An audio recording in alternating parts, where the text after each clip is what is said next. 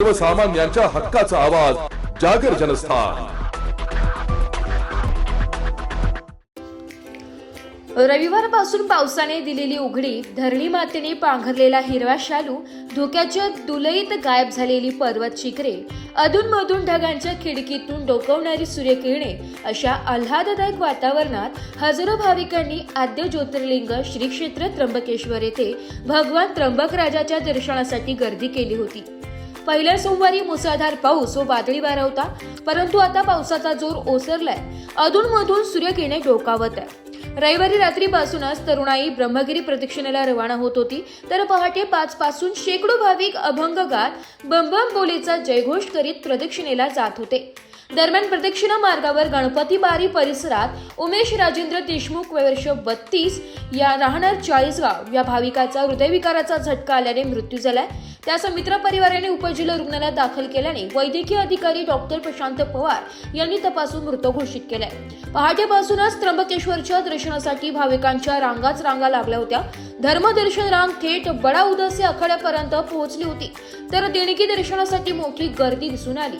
दुपारी ठीक 3 वाजता भगवान त्र्यंबकेश्वराच्या पालखी सोहळ्याला सुरुवात झाली आहे। पाना फुलांनी सजवलेल्या पालखीत भगवान त्र्यंबकेश्वराचा पंचमुखी सुवर्ण मुखवटा विराजमान करण्यात आला। बँडच्या तालावर वाजत गाजत पालखी कुशावर्त तीर्थावर आणण्यात आली।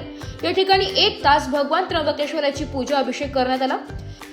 वंश परंपरागत पुजारी वेदमूर्ती नारायण फडके यांनी पूजाविधी पार पाडला, तर शार्गीदर म्हणून मुकेश दिघे, यज्ञेश कावईनकर, कुणाल लोहगावकर, गंधर्व वाडेकर यांनी सेवा बजावली।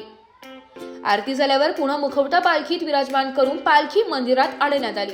या सोहळ्यात मंदिर संस्थानचे विश्वस्त श्रेय देवचक्के, मनोज थेटे, कैलास फुले, स्वप्नील शेलार, प्रदीप तुंगार, रुपाली भूतडा, पोलीस उपअधीक्षक वासुदेव देसले यांच्यासह देवस्थान ट्रस्टचे अधिकारी, कर्मचारी, शेकडो भाविक सामील झाले होते। यानंतर परंपरेनुसार वंश परंपरागत प्रदोष पुष्पपूजक डॉक्टर ओमकार आरधी यांनी भगवान त्र्यंबकेश्वराची प्रदोष पूजा संपन्न करून पिंडीवर शृंगार केला। यानंतर आरती करण्यात आली। यावेळी सुरेश बाबा आराधी उपस्थित होते। श्रावण सोमवार निमित्त कुशावर्त तीर्थावर स्नानासाठी भाविकांनी मोठ्या प्रमाणावर गर्दी केली होती।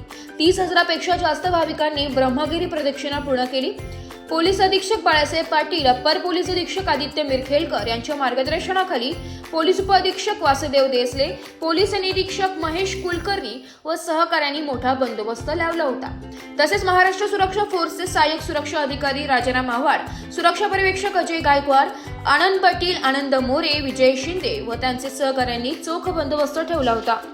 जागर जनस्थान करिता रवींद्र धावडे, त्र्यंबकेश्वर।